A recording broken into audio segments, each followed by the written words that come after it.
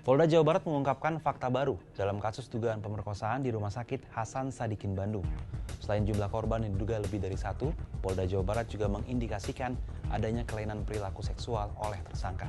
Seperti apa perkembangan terkini kasus ini?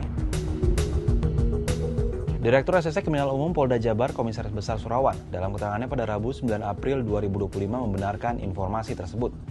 Pelaku Priguna Anugrah Pratama dikatakan telah merkosa 2 pasien di Rumah Sakit Hasan Sadikin Bandung atau RSAS. Polda Jabar mendapatkan informasi ini dari pihak RSAS. Dari hasil keterangan rumah sakit juga memang ada 2 korban lagi yang nanti akan kita minta keterangan. Kebetulan untuk rumah sakit sendiri sudah buka hotline terhadap peristiwa ini, Mbak. Jadi hasil keterangan dari rumah sakit, ada 2 korban lagi yang sudah mengadukan ke rumah sakit dan nanti akan kita lakukan pemeriksaan juga.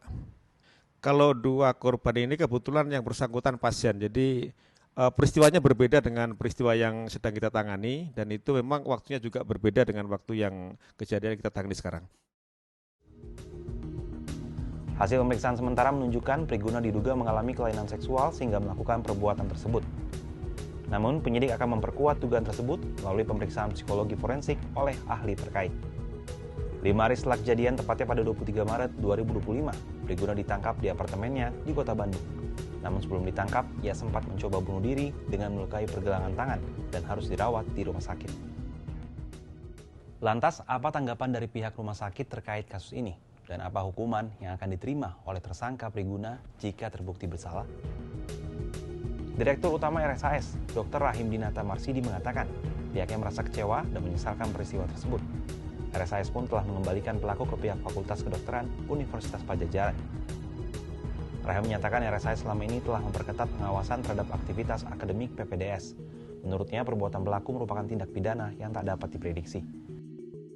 Sementara itu, Rektor Unpad Arif S. Kartasasmita mengatakan pelaku sudah tidak tercatat sebagai mahasiswa dan tidak lagi bisa berkegiatan di kampus maupun di rumah sakit.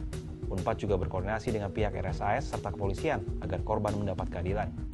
Yang melakukan tindakan tersebut akan kami kenakan pungutan studi dan sehingga tidak tercatat lagi sebagai mahasiswa Unpad dan tidak dapat melakukan lagi kegiatan baik di lingkungan rumah sakit maupun di lingkungan Unpad.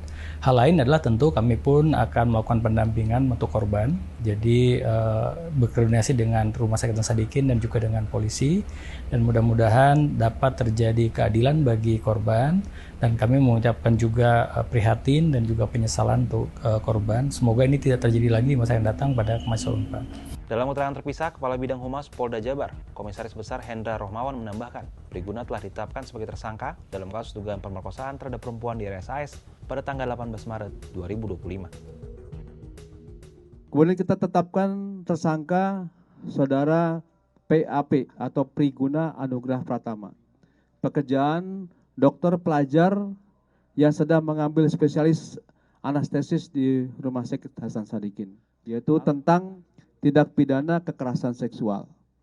Adapun ancaman hukumannya dipidana dengan pidana penjara paling lama adalah 12 tahun.